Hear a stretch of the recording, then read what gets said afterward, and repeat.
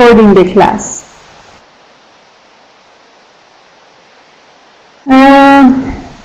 This session, I said, we're going to talk about the heart chambers. The heart has 4 chambers, right and left atrium and right and left ventricles.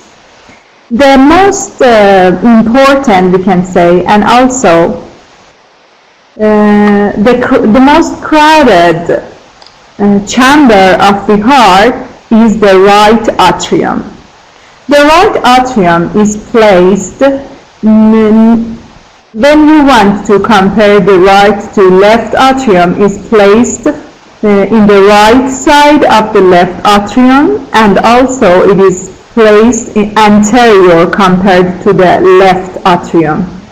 Okay, it's placed in the right side and anteriorly compared to the left atrium. And so it is the position of the right atrium. When we want to look the components of the right atrium, we have to cut it from the superior to inferior vena cava. Pay attention, please. When we want to see the components inside the right atrium, we have to cut or dissect the right atrium from superior. This is the superior vena cava and this is the inferior vena cava. We have to cut it from the superior to inferior vena cava, and then another dissection or another cut is a vertical cut, a horizontal cut here like that, and then we will open the right atrium. Okay, then we will open the right atrium. By doing this, we can see the inside part of the right atrium. What do you mean you can do it? Yes, when we are dissecting the heart, we have to open the heart by this way.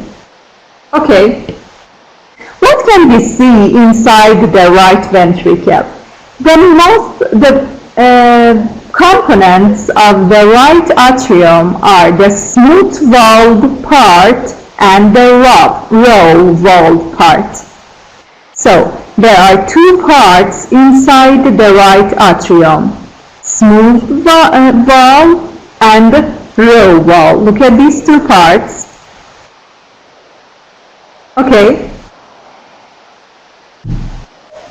I can't understand Urdu. Please speak English or Persian.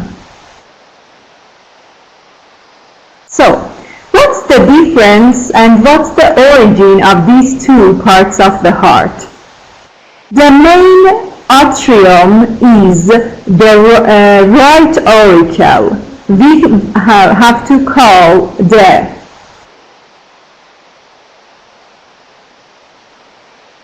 have to call the main atrium is the raw part of the right atrium. Okay, this is smooth and this is raw. It is not smooth. The wall of these 2 parts is vice versa.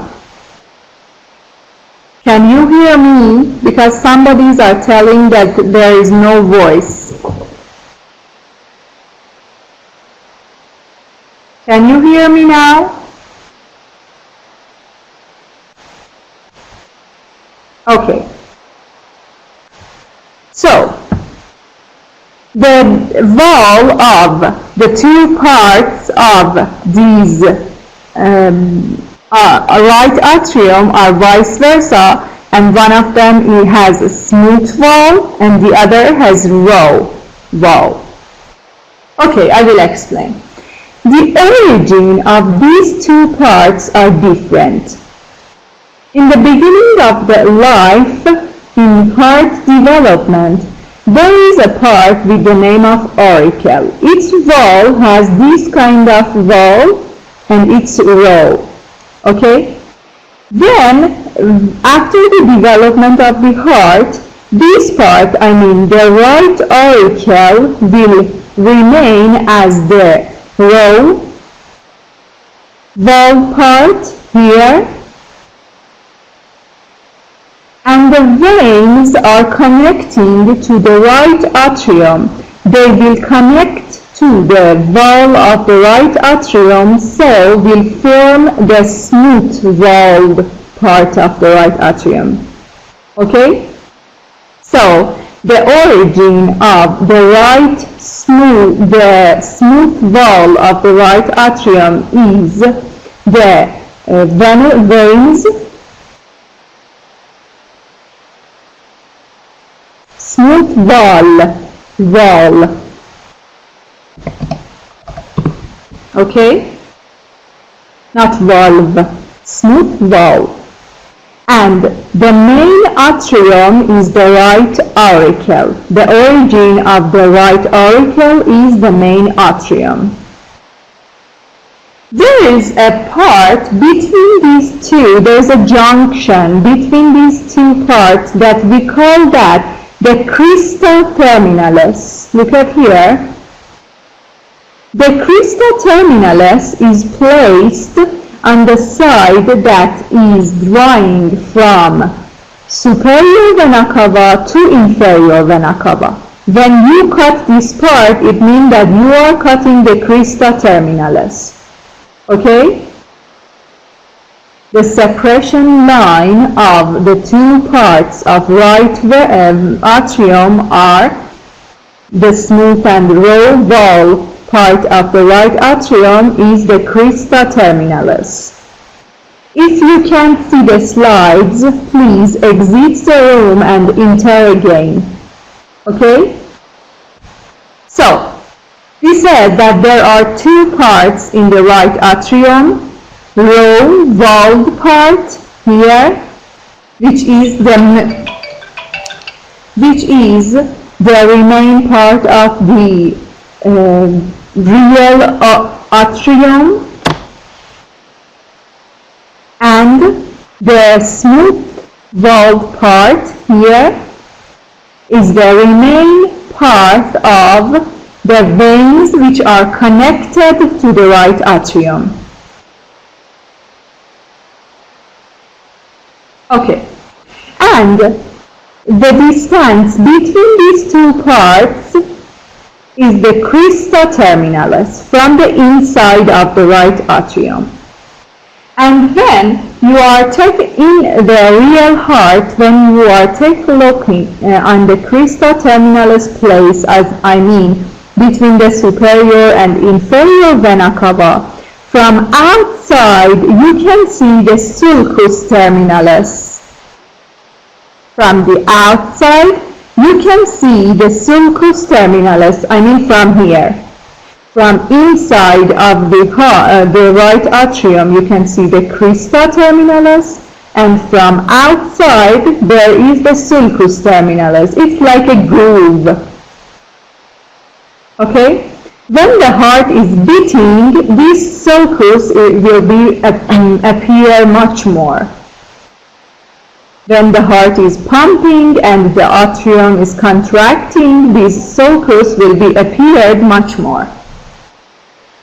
If I asked where is the crista terminal, you have to say that it is placed inside the right atrium between the smooth walled part and the raw walled part of the atrium. Okay? Any problem? Now, look at here. When we see the inside the right atrium, we can see that in the raw walled part there are some muscles with this shape that we call them the pectinate muscle.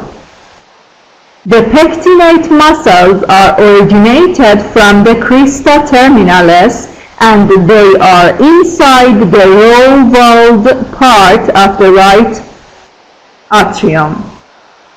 Look at here, the pointer is now on the raw walled part. Can you see that the wall is raw because of the pectinated muscles? The sulcus terminalis can't be seen in this picture because there is a cut on that. If you close this part, we can see the sulcus terminalis from outside. But in this slide, here is the sulcus terminalis. From inside we have crista terminalis, and from outside we can see the sulcus terminalis. So, we said that the origin of these pectinated muscles is the crista terminalis. And these pectinated muscles are the cause of row-walled part of these atrium.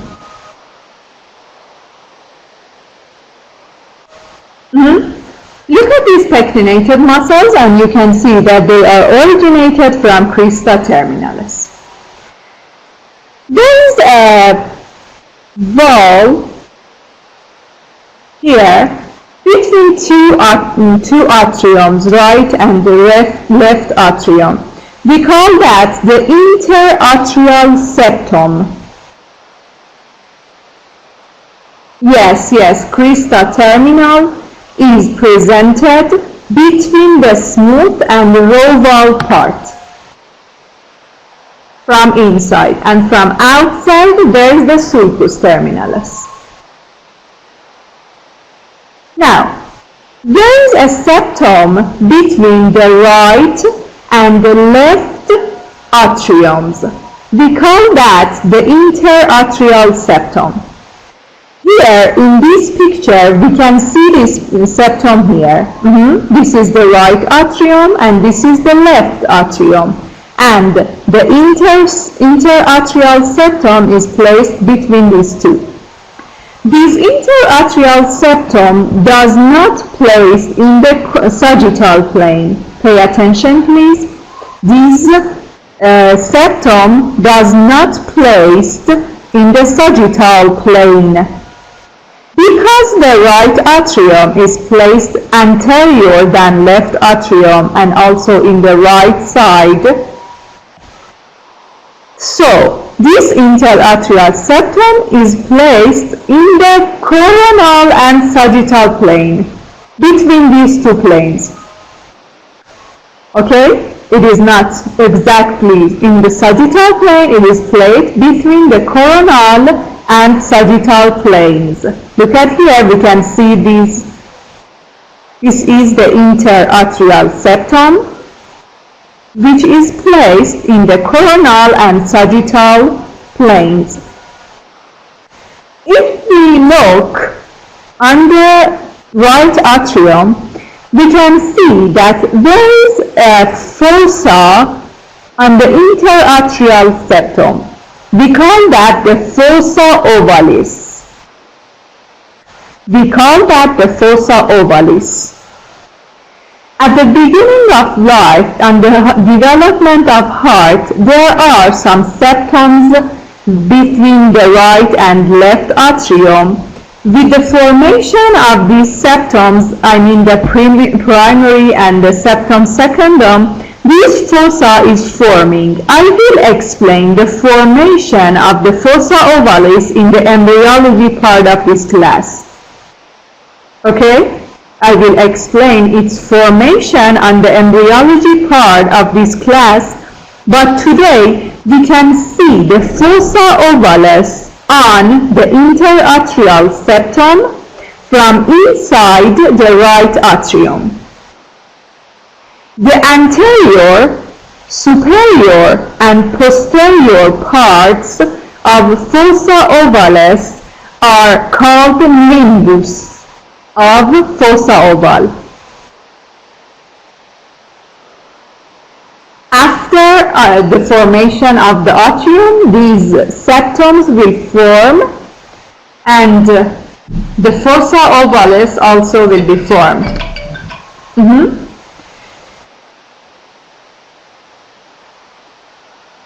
Yes, we have this fossa in the embryonic stage of life and it is open, and after birth it will be closed. I will explain that in the embryology. Today you have to just No, that where is it? The septum is the wall between two atriums, the whole wall.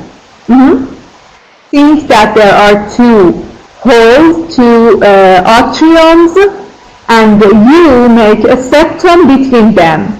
On this septum, we have the fossa oval, like that. All these parts are the septum, and this is the fossa ovalis on the interatrial septum. So, I said that the anterior, superior, and the posterior parts of the fossa ovalis are called the limbus of fossa oval. Okay? It is more prominent and it is called the limbus as fossa oval. It has a function in the embryonic period when we had the embryonic circulation, the fetal circulation. But after birth, it will be closed and it has no function. After birth, it will be closed and have no function. But in the fetal circulation, this fossa is open and the blood will flow to the left atrium from the right atrium. These are not related to this session. These are related to the embryonic class, embryology class, and I will explain them. So, on the interatrial septum, we can see these limbus of fossa ovalis and also the fossa oval itself. We said that the origin, it is not related to this session. Okay, we don't have time. I will explain it in the embryology class. We said that the origin of the smooth-walled part of the right atrium are the veins, superior vena cava and inferior vena cava. And if you remember, I have told you that the veins which are coming from downward to the heart have some valves. Okay? But the other veins on the upper limb, on the head, and these don't have any valve. So there is no valve in the opening part of the superior vena cava. But on the opening part of inferior vena cava, we can see a valve. Here, we can see a valve.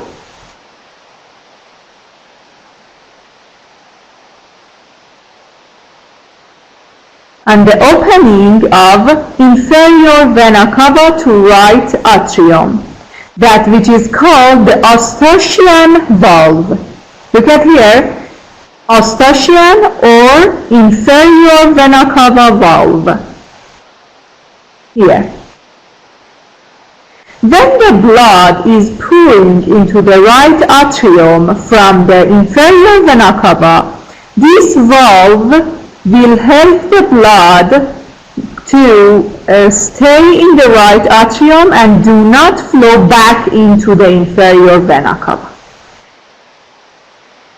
Besides the Eustachian valve, there is another opening into the right atrium, which is the opening of coronary sinus. If you remember, we said that heart have some vessels which are called the coronary vessels. The coronary arteries are supplying the blood of the heart muscle, and the coronary veins are receiving the waste materials from the heart muscle. And they are gathering the wastes and pouring into the right atrium from this part, this hole, which is called the opening of coronary sinus. Yes, all the blood in the right atrium is deoxygenated blood. I am recording the class. All the blood which is flowing into the right atrium is deoxygenated blood. Superior and inferior vena cavas are bringing the blood from the body, and the coronary vein is bringing the blood from the heart itself. There is also a valve in the opening part of the coronary sinus which is called Tebesian valve. The valve of the inferior vena cava is called Eustachian, and the valve of the coronary sinus is called Tebesian valves. If we continue the crista terminalis upward, on the superior part of that is the place of SA node, sinoatrial node, the most important node which is responsible for the heart beating of the heart. So it is placed on the superior part of crista terminalis, on the upper part, near the origin of superior vena cava, the opening of superior vena cava. Okay, no, it is not a lymph node. The SA node is the place which is making the heart beat. It's a kind of conductive system of the heart. Okay, S8 node. I will explain that in next sessions again. So, the parts which can be seen in the right atrium are the smooth valve part and the rope valve part, crista terminalis, pectinated muscles, and the fossa ovalis, the limbus of fossa oval, the Eustachian and Tebesian valves, and this. Any question about the right atrium?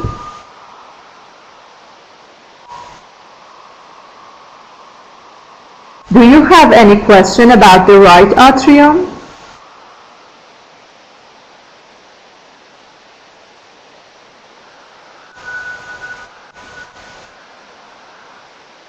Okay.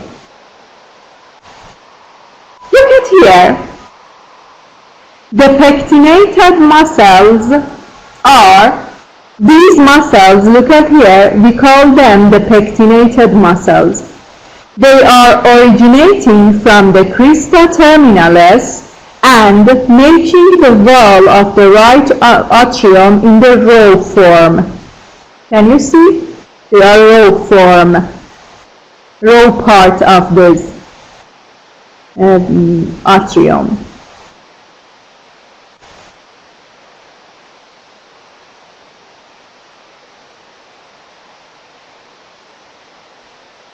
Yes, the Eustachian valve is the valve of inferior vena cava, and the Tebesian valve is the valve for coronary sinus.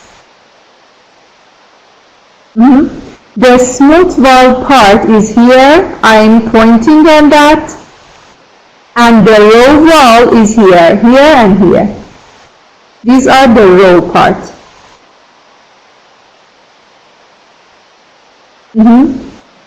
You're welcome.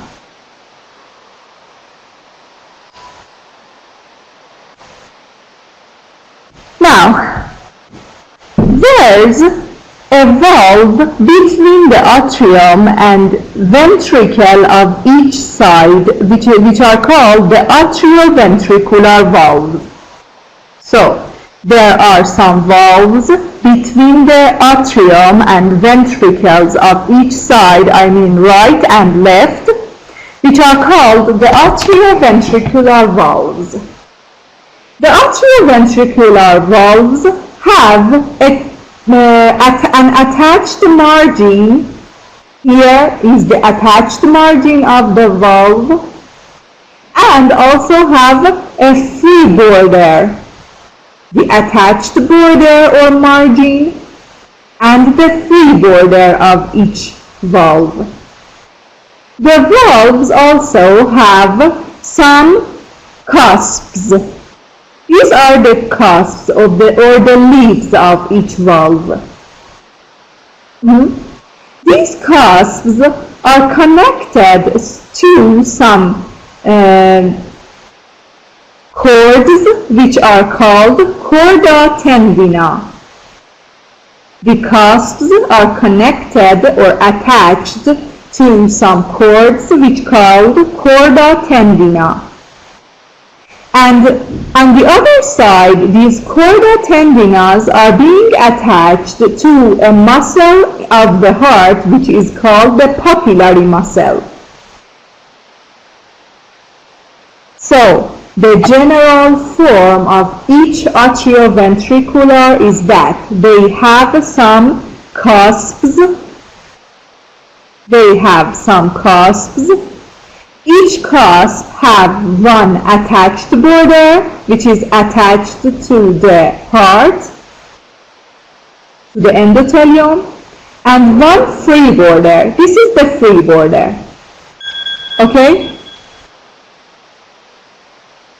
The free border is attached to some cords with the name of corda tendina, and then they are attached to the papillary muscles.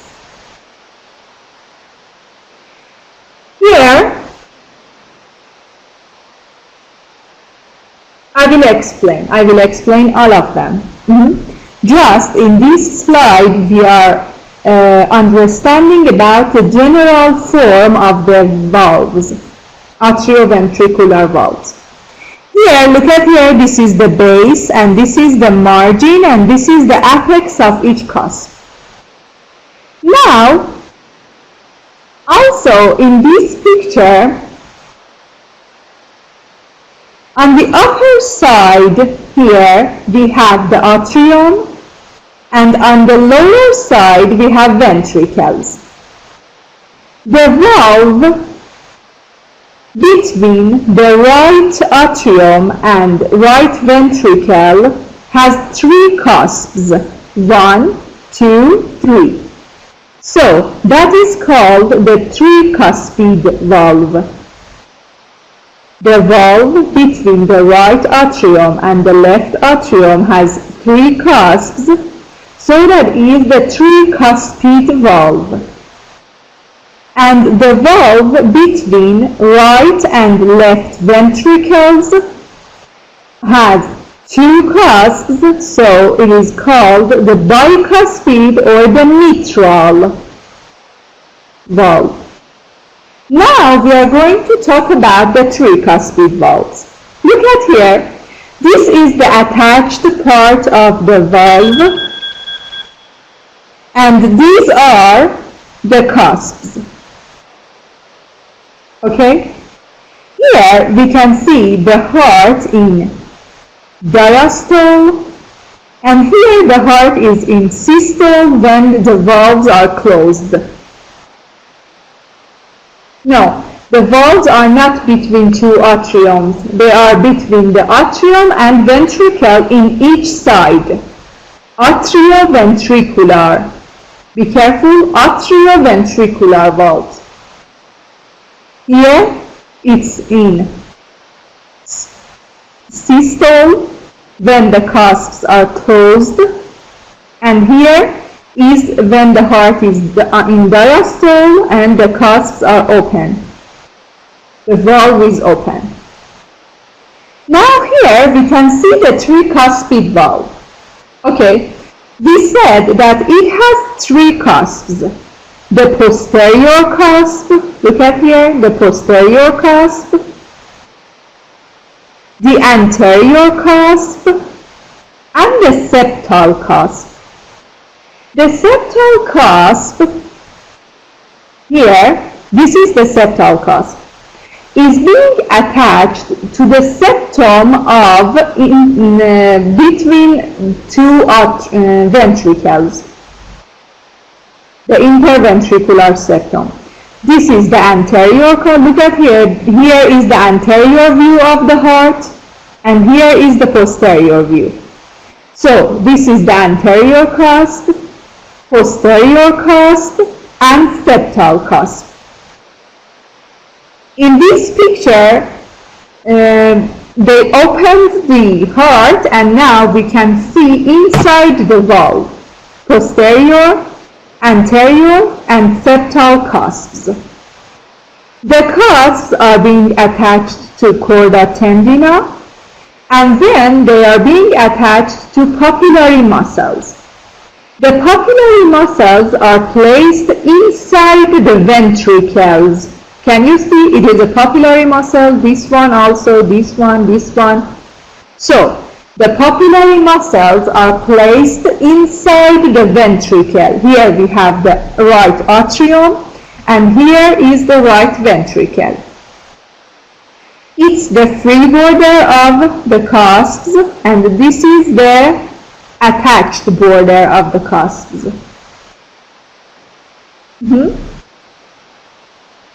Yes, this picture is the tricuspid valve between the right atrium and right ventricle.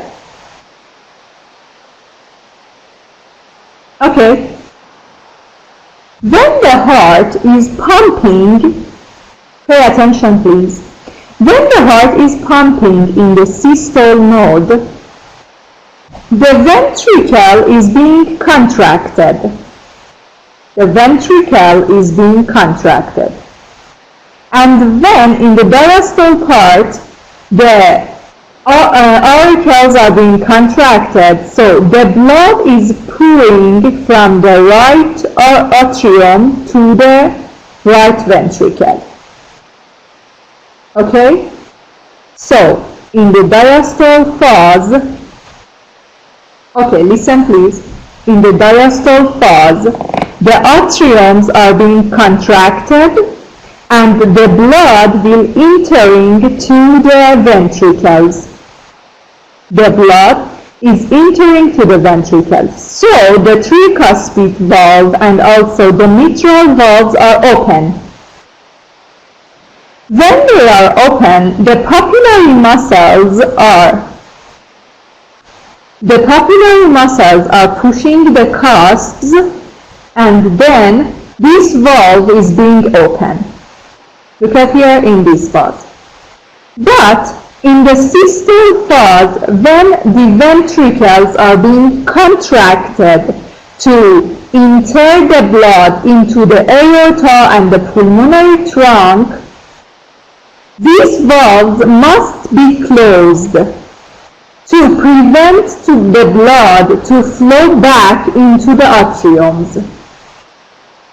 The blood must enter to the aortic valves, aorta and the pulmonary trunk, and they have to inhibit and prevent the blood to flow backward into the atriums. So, these valves must be closed. These valves must be closed on the systole phase. The cusps will come to each other and close these valves, so the blood won't come back into the atrium.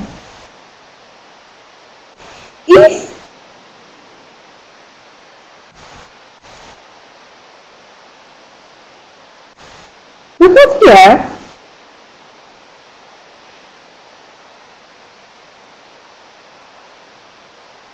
In the diastole phase, the papillary muscles will push these chorda tendina, and they will remain the valves open. The valve will be open. But in the systole phase, these chorda tendina will be relaxed, so the valve will be closed. The valve will be closed.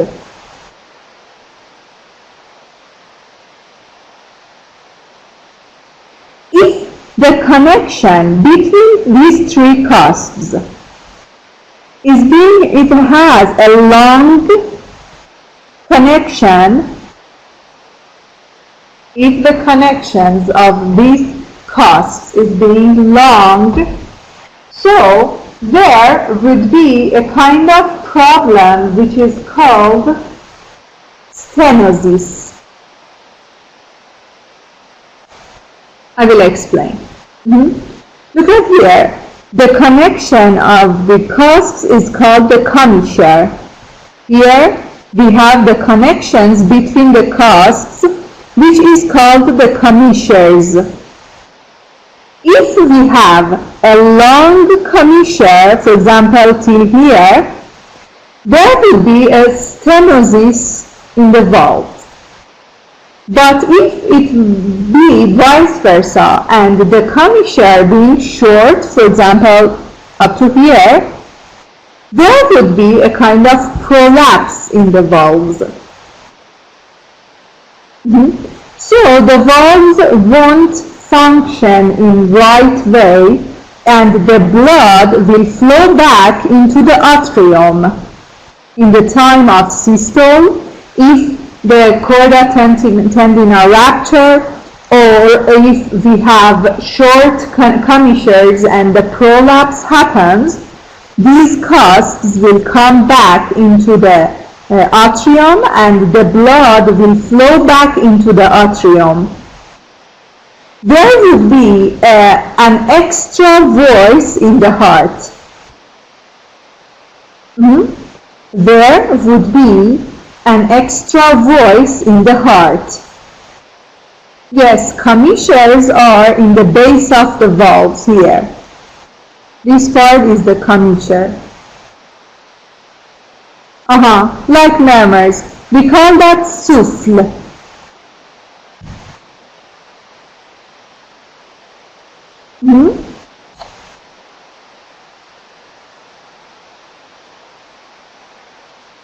Or murmur. As you said,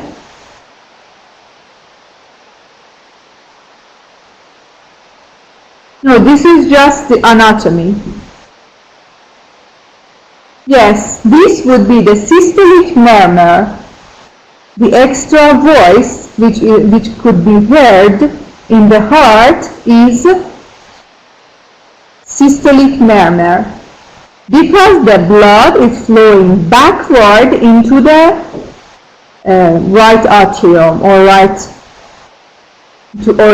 atrium. It's because of the malfunction of the valves, tricuspid and mitral valves.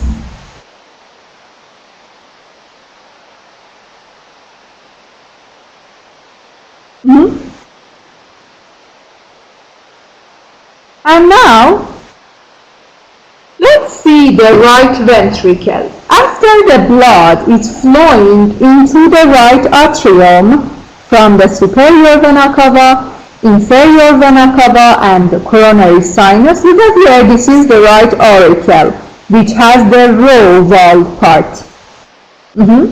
This is the right auricle, which has the row valve part. And the smooth valve part is behind that.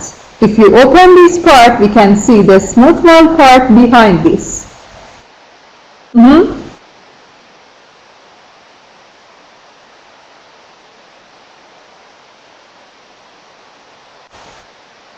Now, after the blood is pouring into the right atrium, at the time of diastole, the blood will entering to the right ventricle from or through the tricuspid valve. Right ventricle, I will explain about the right ventricle. Okay, the right ventricle also has two parts. At first, before talking about the right ventricle, look at here. Each papillary muscle could be connected to two cusps. The anterior papillary muscle, it is connected to the anterior and posterior cusps. The posterior is connected to the posterior and septal cusps. And the septal papillary muscle is connected to the posterior and to the septal and anterior cusps. Okay? It is not like that each papillary muscle be connected to its exact cusp. And they are connected to two cusps. The anterior papillary muscle is connected to the anterior and posterior cusps. The posterior papillary muscle is connected to the posterior and septal cusps. The septal papillary muscle is connected to the septal and anterior cusps. Okay, now about the right ventricle. The right ventricle has two parts, inflow and outflow. Inflow is the part which the blood is coming into that from the right atrium. And it has a row wall part with pectinated muscles, which is called trabecular cornea. Okay? The pectinated muscles in the right ventricle make a form which is called trabecular cornea. And the other part of the right ventricle is the outflow part, which has the smooth wall, and it is called the outflow. The angle of the inflow and outflow parts are 90 degrees. They make a 90-degree angle with each other. The inflow and outflow parts of the right ventricle are making a 90-degree angle with each other. The inflow part is called the trabecular cornea and has pectinated muscles. The outflow part, which directs the blood into the pulmonary trunk, has a smooth wall. There is a crest between these two parts, which is called the supraventricular crest. There is a crest between two parts of the right ventricle, I mean the inflow and outflow parts, which is called the supraventricular crest. Okay, here we can see the supraventricular crest. It's a border between the inflow and outflow parts. The outflow part, which is directing the blood into the pulmonary trunk, is called conus arteriosus, because it's like a cone, and the blood is entering to the pulmonary arteries, so it is called the conus arteriosus. Look at here, conus arteriosus. Okay? And there are three kinds of trabecular corneas in the right ventricle, in the ventricles generally.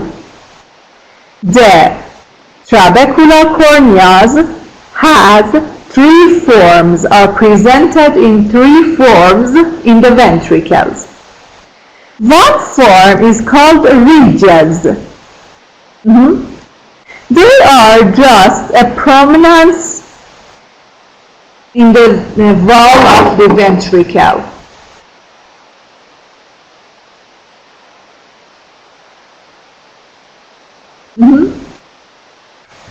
They are just a prominence on the wall of the ventricle. We call them ridges.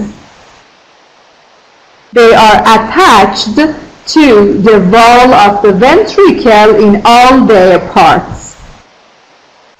The second form of trabecular corneas are bridges, are called bridges. Bridges are being connected to the wall of ventricles from the beginning, in the beginning and the finishing part. Look at here, they are like a bridge. There is a space here between these eminences, and they are connected to the wall, yes, from their margins. And the other form are the papillary muscles, which are the eminences that are connected to the heart wall just from one side, and the other side is being connected to chorda tendina. These are papillary muscles. So we have three forms of trabecular corneas in the ventricle. One of them is the ridges, which are an eminence in the wall of ventricle. The bridges are like a bridge, and they are connected to the wall from both margins, both sides, beginning and end. And the second type, or the third form or the third type are the papillary muscles, which are connected to the wall of the ventricle from one side, and in the other border they are free but attached to the chorda tendina.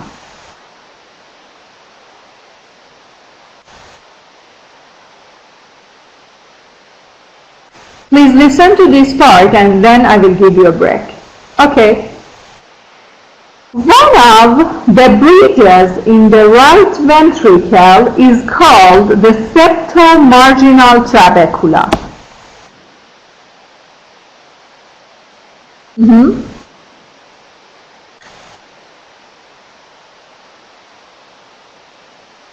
One of the bridges. One of the bridges in the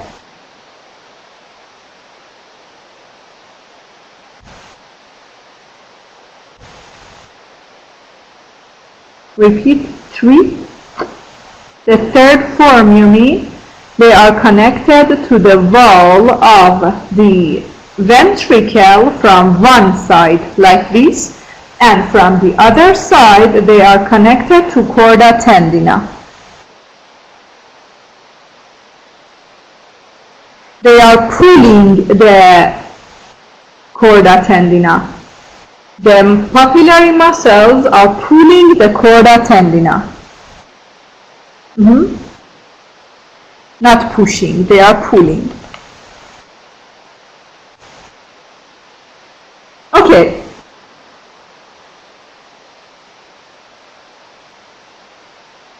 You're welcome. So, I said one of the bridges in right ventricle is called the septomarginal trabecula. The septomarginal trabecula, look at here, sorry, is being attached to the septum of interventricular septum, and on the other side it is being attached to the base of the anterior papillary muscle. Listen, it is being attached to the septum, interventricular septum, and to the base of anterior papillary muscle from the other side. It is an important bridge in the ventricle because there is the conductive system inside this bridge. The conductive system of the heart, which is directing the heartbeat into the wall of ventricles and other side of the heart. Some of its branches are passing through the septomarginal trabecula. So it is very important, and from one side it is attached to the interventricular septum, and from the other side to the base of anterior papillary muscle. Okay? Could you understand this septomarginal trabecula?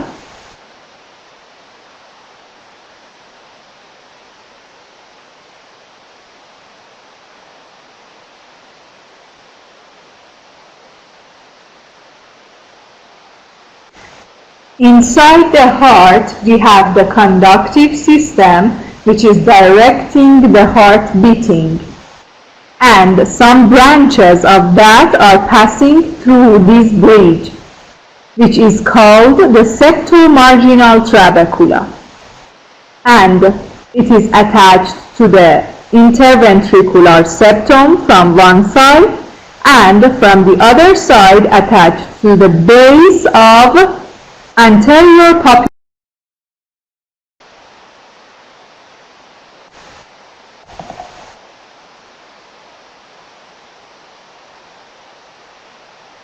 I have your list in last sessions.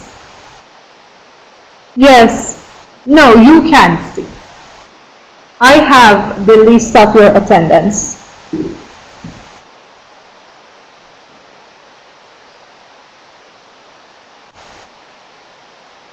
Okay. Now let's talk about the pulmonary valves. After the blood is coming into the right ventricle, by the systole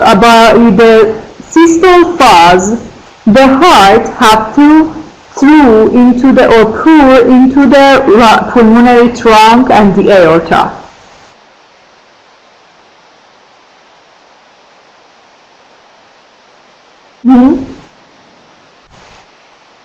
There would be a valve at the beginning of the pulmonary trunk, which is called the pulmonary valve.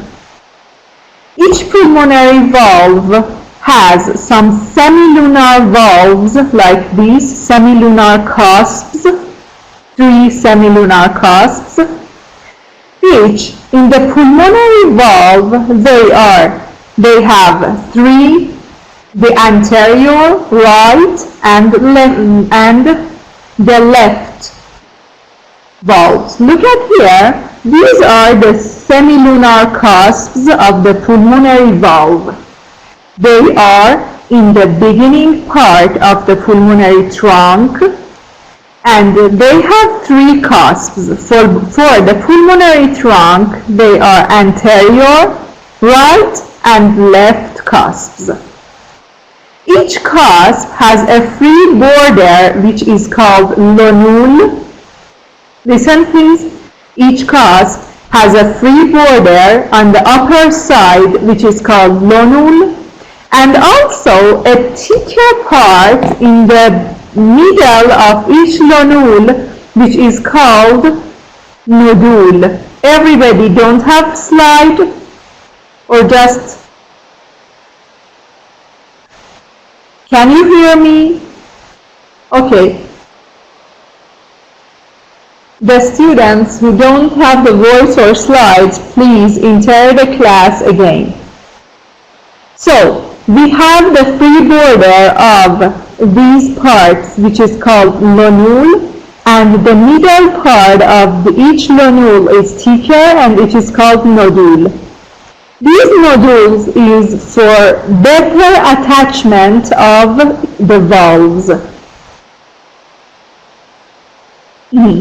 Okay, very good. Here we have nodules. Look at this picture. It's at the time that the semilunar valves are closed, and also here in this picture at the diastole phase, these semilunar valves are closed when the ventricle is filling by the blood. These valves are being closed. And at the diastole phase, when the ventricles are being contracted, and the blood is entering to the pulmonary trunk and aorta, these valves are open. The lunule is the free border of each cusp, and the nodule is the middle part of that, which is more thicker. Can you see in this picture? It's obvious. The nodule is more thicker. They have pulmonary sinuses. They are like pockets.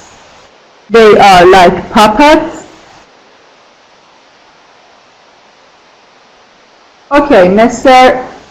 Abbas, no problem. I will write your name. So, here we have the pulmonary sinuses, which are like pockets. So, when the heart is contracting, these valves will be open and the blood will entering to the pulmonary trunk and aorta. The other chamber of the heart is the left atrium. The left atrium also has two parts. The posterior part has a smooth wall and its origin are the venous sinus, the pulmonary veins which are connected to the left atrium and pouring their blood into the left atrium. You're welcome. And it has also the left auricle, which wall is raw. So the left atrium also has two parts. The posterior part, which origin are the pulmonary veins, has a smooth wall, and the anterior part, which is called the left auricle, and its origin is the primary atrium.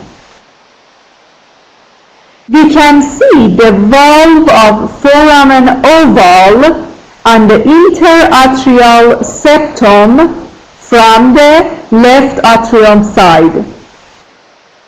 Listen please, when we look from the right atrium, we can see the fossa oval on the interatrial septum.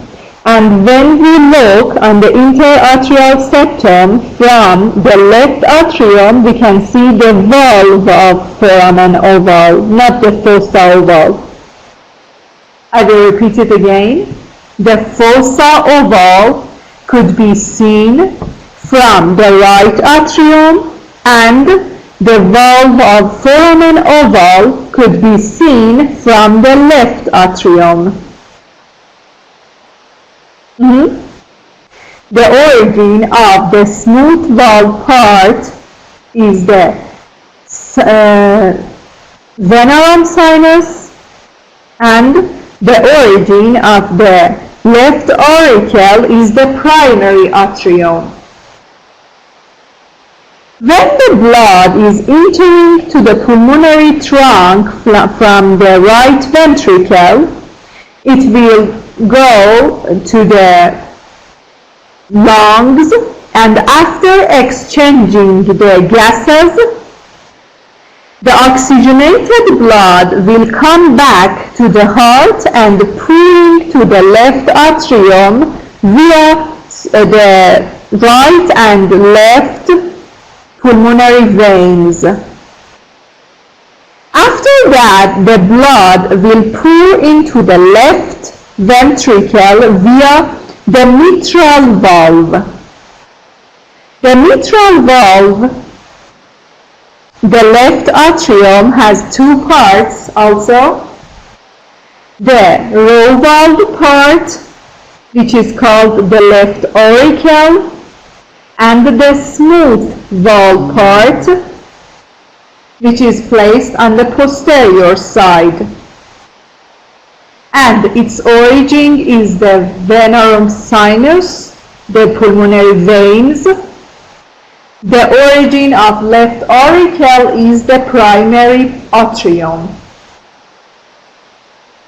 The blood will flow into the left ventricle from the left atrium through the mitral valve.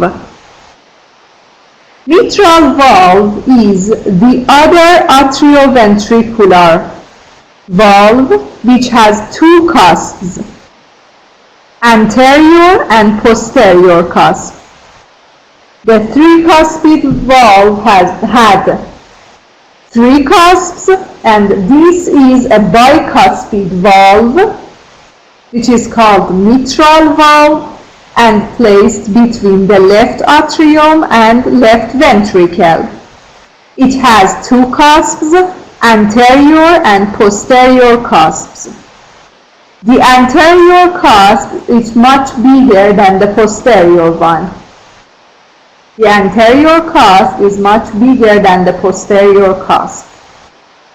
And also the free border of, look at here we have the commissures, and the free border of the cusps is being attached to the chorda tendina, and at the other sides they are being attached to the papillary muscles of left ventricle.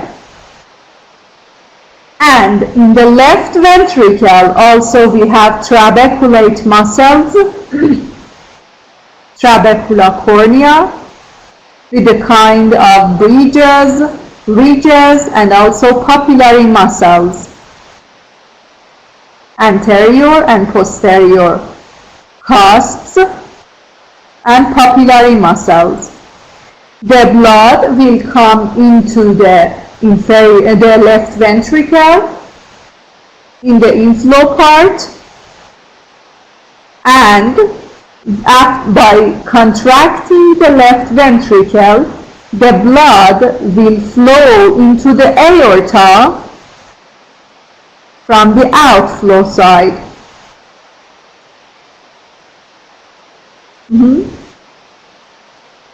The wall of the left ventricle is much thicker than the right ventricle. The wall of the left ventricle is much thicker than the right ventricle, because the blood is flowing into the aorta and has to go to all parts of the body. There is also a valve, a semilunar valve at the beginning part of aorta.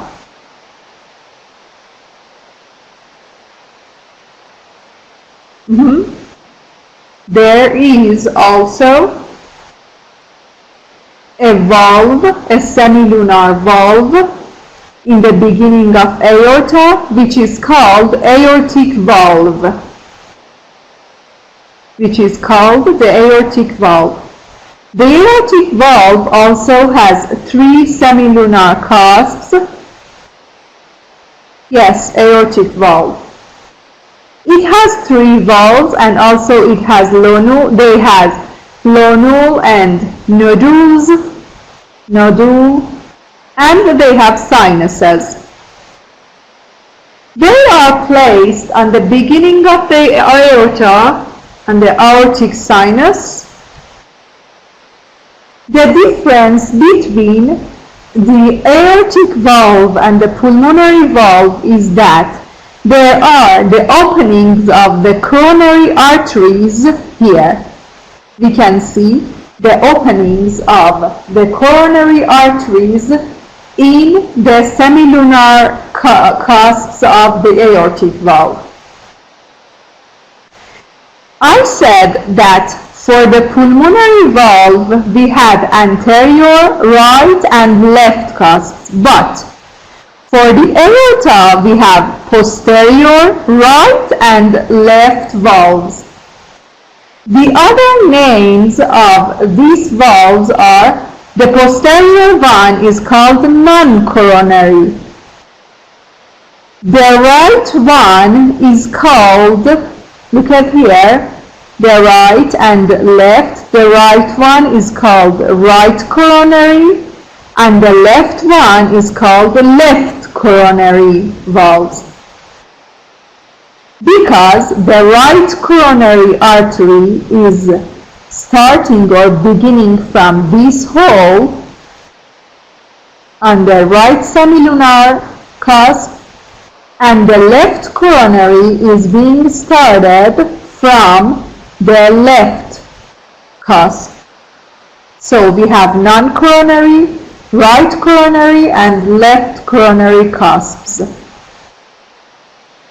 Let's see this part again. At the beginning of aorta, it is aortic valve, and we have posterior, non-coronary, right and left. Look at here, this is right coronary artery and this is left coronary artery. And for the pulmonary trunk, anterior, right and left. This is for aorta and this is for pulmonary trunk. Posterior, right coronary, left coronary. Anterior, right and left. Right and left. Okay? So, this is the valve at the beginning of aorta. Our last slide for today is the interventricular septum. No. Posterior have no hole. Hole, you mean H-O-L-E, not W, because it has no coronary artery. These are the openings of coronary arteries, and the posterior one has no coronary artery, non-coronary.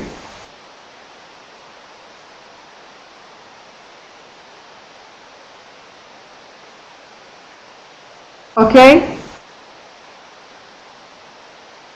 Now, we have an interventricular septum between two ventricles. Look at here, the wall of left ventricle is much more thicker than the wall of the right ventricle. And there would be an interventricular septum between these two ventricles. The interventricular septum has two parts, superior and inferior part. The superior part is placed here and it's membranous. But the inferior part is muscular. Be careful, please. The superior part is membranous and the inferior part is muscular. The membranous part, which is in white in this slide, in white color, has two parts, interventricular, and one part of that which is placed between the four chambers is called the atrioventricular part. Here on the upper sides we have the atrioventricular part. Down to that, inferior to that, we have the interventricular part, which is membranous, and the inferior part is muscular. Okay, this is the muscular part of the interventricular septum. I will explain these septums, interatrial and interventricular septums, clearly in the embryology class, but here I wanted you to just see the septums between the ventricles and atriums. Okay, if you have any question about the four ventricles, you can ask now or you can read them and ask me on next session. If you don't have any question, you can go and leave the class. Thank you too. You're welcome and have a good day. The class is finished. Break for what? You're welcome.